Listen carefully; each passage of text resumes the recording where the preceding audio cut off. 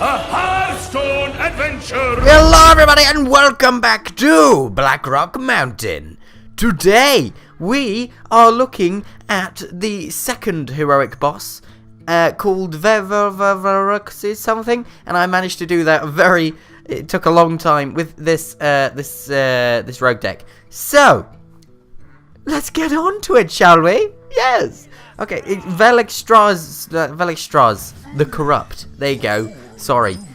So I recorded this a little while back, and it took about 4 hours to be able to work out and to actually win. You know, work out how to win, work out the deck that could let me win, and then to work out what stuff he does and like when he does stuff. So 1-drops are pretty awesome, but you need to bear in mind he's basically a mill rogue. And everyone knows how much people hate mill rogues, but he always does the same thing every turn. He'll do his hero power, and then he'll probably naturalize. Now I put out the creeper first, because obviously he's got the death rattle, and he puts out the Blackrock gnome in this case, which was really frustrating. But thankfully I got 2 steps in my hand and a bunch of other stuff. Now he did the gang up, which was really frustrating. So if you can try and fill his hand up, then it's pretty awesome, because he's going to discard as many cards as possibly can. Also I've got Van Cleef in hand as well, which is pretty sweet. So if you could do gang up on Van Cleef, then you can get a bunch of Van Cleefs. Now you probably already noticed that I had a Wisp, and I also run a target dummy as well, just the one. But there's 0 drops like the preparation and the backstab, and it just means that you can buff up Van Cleef like a lot. Now I don't know why he did bloody gang up onto a 1/1 spectral spider, but never mind. Unfortunately, he did corruption onto my 8/8 Van Cleef as well, which is really frustrating. But I got a Lapino, and you can just chuck down a lot of stuff. And I didn't actually manage to use a gang up on Van Cleef at this stage, which is really frustrating. But if you churn out loads of stuff, then you could do a lot of damage. You could do a fair amount of damage.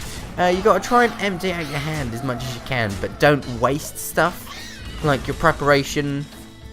You could do with using the preparation on other things in combination with Van Cleef maybe, or even just you know, like big spell cards, and just doing lots of stuff on the same turn.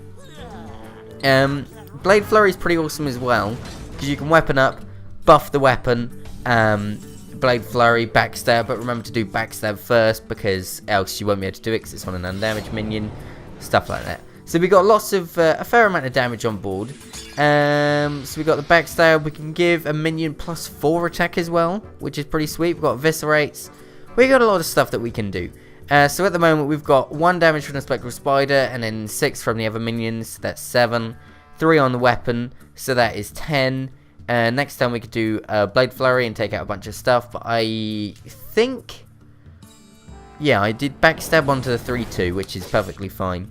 And the target dummy actually saves us from some damage as well. I managed to do this with 30 health still, which was pretty sweet. And I'm pretty sure, yeah, you do the sap on the 8/8, and then you're basically safe that turn, and then you can keep on doing a lot of damage. And ta-da!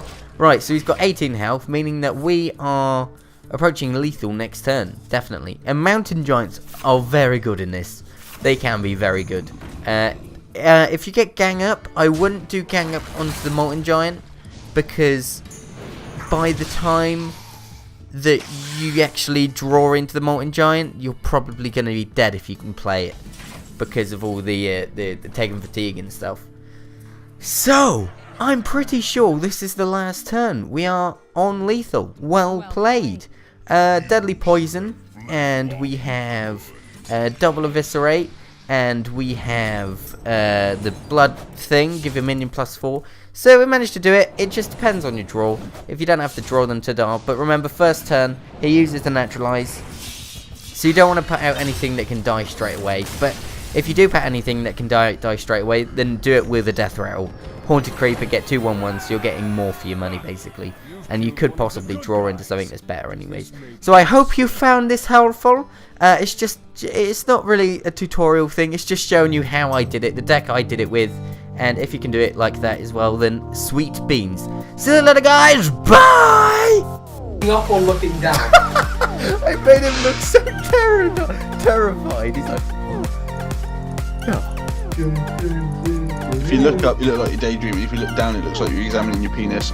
look, I'm looking up to the top right corner with my mouth slightly open, like. Hey guys. Yeah, literally. My head tilted. It was a bit of a boring.